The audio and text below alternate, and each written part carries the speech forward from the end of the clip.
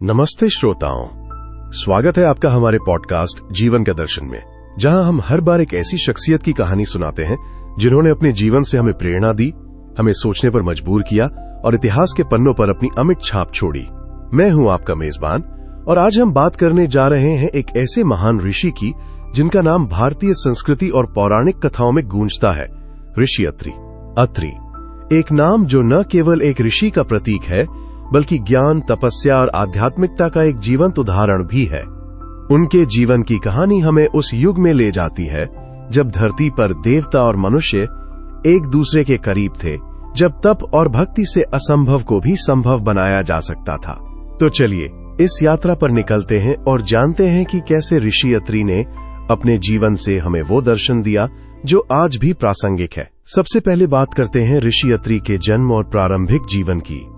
भारतीय पौराणिक ग्रंथों के अनुसार ऋषि अत्रि 7 महान सप्तर्षियों में से एक थे, जिन्हें मनु के समय में सृष्टि के संरक्षण और ज्ञान के प्रसार का दायित्व सौंपा गया था।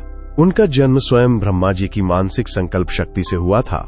जी हाँ, ये सुनने में थोड़ा आश्चर्यजनक लग सकता है, लेकिन पौराणिक कथाओं में कहा जाता है कि ब्रह्मा जी ने अपनी तपस्या और ध्यान से कई ऋषियों को जन्म दिया और अत्रि उनमें से एक थे। उनका नाम अत्रि इसलिए रखा गया क्योंकि वे तीनों गुणों सत्व, रजस और तमस से परे थे। अ यानी निषेध और त्रि यानी 3। इस तरह उनका नाम ही उनकी आध्यात्मिक ऊंचाई को दर्शाता है। अत्रि जी का जीवन तपस्या और ज्ञान की खोज में बीता। बचपन से ही वे प्रकृति के साथ गहराई से जुड़े थे। जंगल, नदियां, पहाड़, ये सब उनके लिए केवल दृश्य नहीं थे, बल्कि इनमें वे ब्रह्मांड की शक्ति को महसूस करते थे। कहते हैं कि उन्होंने बहुत कम उम्र में ही वेदों का अध्ययन शुरू कर दिया था और उनकी बुद्धि इतनी तीक्ष्ण थी कि वे जटिल से जटिल शास्त्रों को भी आसानी से समझ लेते थे। लेकिन उनकी सबसे बड़ी खासियत थी उनकी तपस्या। वे घंटों बल्कि दिनों तक ध्यान में लीन रहते थे। उनकी इस साधना ने उन्हें इतना शक्तिशाली बना दिया कि स्वयं देवता भी उनकी भक्ति से प्रभावित थे। अब बात करते हैं उनके जीवन की एक महत्वपूर्ण घटना की, उनके विवाह की। ऋषि अत्रि का विवाह हुआ अनसुया से, जो स्वयं में एक अद्भुत महिला थीं। अनसुया का नाम असूया से लिया गया है, जिसका अर्थ होता है ईर्ष्या से रहित। वे इतनी पवित्र और समर्पित थीं कि उनकी भक्ति और पतिव्रता धर्म की चर्चा तीनों लोकों में होती थी।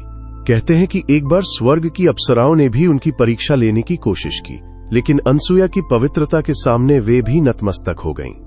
अत्रि और अनसुया का दाम्पत्य जीवन एक मिसाल था। दोनों ने मिलकर तपस्या की, ज्ञान का प्रसार किया और सृष्टि के कल्याण के लिए काम किया। लेकिन उनके जीवन में एक कमी थी, उन्हें संतान की प्राप्ति नहीं हो रही थी। इस कमी को दूर करने के लिए उन्होंने कठोर तपस्या की। उनकी तपस्या इतनी प्रबल थी कि स्वयं ब्रह्मा, विष्णु और महेश तीनों देवता उनके सामने प्रकट हुए। तीनों ने उन्हें वरदान दिया कि उनकी संतान के रूप में स्वयं उनके अंश अवतरित होंगे, और ऐसा ही हुआ। अत्रि और अनसुया को 3 पुत्रों की प्राप्ति हुई। दत्तात्रेय जो विष्णु के अंश थे, चंद्रमा जो ब्रह्मा के अंश थे और दुर्वासा जो शिव के अंश थे। इन तीनों पुत्रों ने आगे चलकर अलग अलग क्षेत्रों में अपनी पहचान बनाई। दत्तात्रेय तो योग और आध्यात्मिकता के प्रतीक बन गए, चंद्रमा ने सौंदर्य और शीतलता का प्रतीक बनकर आकाश में स्थान पाया और दुर्वासा अपनी तपस्या और क्रोध के लिए जाने गए। लेकिन क्या आपने सोचा कि एक ही परिवार में इतने भिन्न स्वभाव वाले पुत्रों का होना कैसा रहा होगा? ये अपने आप में एक कहानी है। अत्रि और अनसुया ने अपने बच्चों को कभी उनके स्वभाव के आधार पर भेदभाव नहीं किया। उन्होंने हर एक को स्वीकार किया, उनकी खूबियों को पहचाना और उन्हें उनके मार्ग पर चलने के लिए प्रेरित किया। ये हमें एक बड़ा सबक देता है कि हर व्यक्ति की अपनी खासियत होती है और हमें उसे समझना और सम्मान करना चाहिए। अब बात करते हैं ऋषि अत्रि के योगदान की।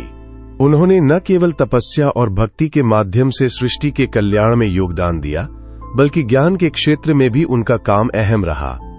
वे वेदों के गहन ज्ञाता थे और उन्होंने कई मंत्रों की रचना की। ऋग्वेद में उनके नाम से कई सूक्त हैं, जो उनकी बुद्धिमत्ता और आध्यात्मिक गहराई को दर्शाते हैं। उनके मंत्र आज भी पूजा पाठ और यज्ञों में प्रयोग किए जाते हैं। इसके अलावा ऋषि अत्रि को ज्योतिष शास्त्र का भी गहरा ज्ञान था। कहते हैं कि उन्होंने ग्रहों और नक्षत्रों के प्रभाव को समझा और इस ज्ञान को अपने शिष्यों तक पहुंचाया।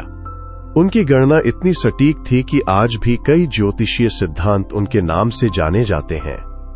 एक दिलचस्प बात यह भी है कि चंद्रमा को उनके पुत्र के रूप में माना जाता है और चंद्रमा से जुड़ी कई कथाएं ऋषि अत्रि के जीवन से जोड़ी जाती हैं। लेकिन उनके जीवन में सब कुछ आसान नहीं था। हर महान व्यक्ति की तरह ऋषि अत्रि को भी कई चुनौतियों का सामना करना पड़ा। एक बार की बात है जब धरती पर भयंकर अकाल पड़ा। नदियां सूख गईं, फसलें नष्ट हो गईं और लोग भूख से तड़पने लगे। उस समय ऋषि अत्रि और उनकी पत्नी अनसुया ने अपनी तपस्या की शक्ति से लोगों की मदद की। कहते हैं कि उन्होंने गंगा को धरती पर लाने के लिए प्रार्थना की और उनकी भक्ति से प्रसन्न होकर गंगा जी ने उस क्षेत्र में प्रवाह शुरू किया, जिससे लोगों को राहत मिली। ये घटना हमें बताती है कि सच्ची तपस्या और निस्वार्थ भाव से किसी भी संकट को दूर किया जा सकता है। एक और कहानी है जो उनकी दया और करुणा को दर्शाती है। एक बार एक राक्षस ने उनके आश्रम पर हमला कर दिया। वो राक्षस बहुत शक्तिशाली था और उसने आश्रम में रहने वाले ऋषियों और शिष्यों को परेशान करना शुरू कर दिया।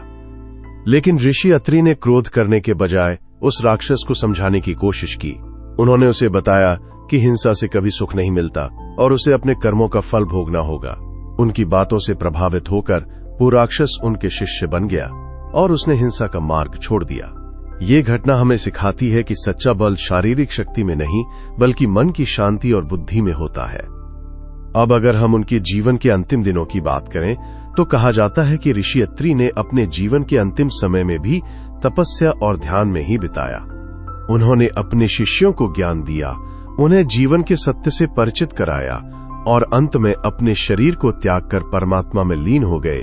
लेकिन उनकी शिक्षाएं, उनके मंत्र और उनकी कहानियां आज भी हमारे बीच जीवित हैं। तो श्रोत आओ, ऋषि अत्रि का जीवन हमें क्या सिखाता है। सबसे पहली बात तो ये कि तपस्या और समर्पण से कोई भी लक्ष्य असंभव नहीं है। उन्होंने हमें दिखाया कि जीवन में आने वाली हर चुनौती का सामना धैर्य और बुद्धि से करना चाहिए। दूसरी बात, उनके जीवन से हमें परिवार और रिश्तों की अहमियत समझ में आती है। जिस तरह उन्होंने और अनसुया ने अपने बच्चों को उनके स्वभाव के साथ स्वीकार किया, उसी तरह हमें भी अपने आसपास के लोगों को समझना और उनका साथ देना चाहिए। और सबसे महत्वपूर्ण, उनकी कहानी हमें सिखाती है कि सच्ची शक्ति हिंसा में नहीं बल्कि करुणा और ज्ञान में होती है। अत्रि जी की विरासत आज भी हमारे बीच है, चाहे वो उनके मंत्र हों, उनके द्वारा रचित ऋग्वेद के सूक्त हों या फिर उनके जीवन से जुड़ी कहानियां। ये सब हमें प्रेरणा देते हैं कि हम अपने जीवन को सार्थक बनाएं। उनके नाम से जुड़े कई तीर्थ स्थल आज भी भारत में मौजूद हैं, जहां लोग उनकी भक्ति और तपस्या को याद करते हैं। तो ये थी ऋषि अत्रि की कहानी, एक ऐसे ऋषि की कहानी जिन्होंने तपस्या, ज्ञान और करुणा से न केवल अपने समय को प्रभावित किया बल्कि आने वाली पीढ़ियों के लिए भी एक मार्गदर्शक बन गए।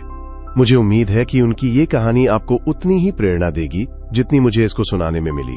अगर आपको हमारा ये एपिसोड पसंद आया हो तो हमें जरूर बताएं। अपनी राय, अपने विचार हमारे साथ साझा करें। और हाँ, अगले एपिसोड में हम एक और ऐसी शख्सियत की कहानी लेकर आएंगे जिन्होंने अपने जीवन से इतिहास को बदल दिया। तब तक के लिए नमस्ते और ध्यान रखिए कि जीवन का हर पल एक दर्शन है, बस उसे देखने की नजर चाहिए। धन्यवाद।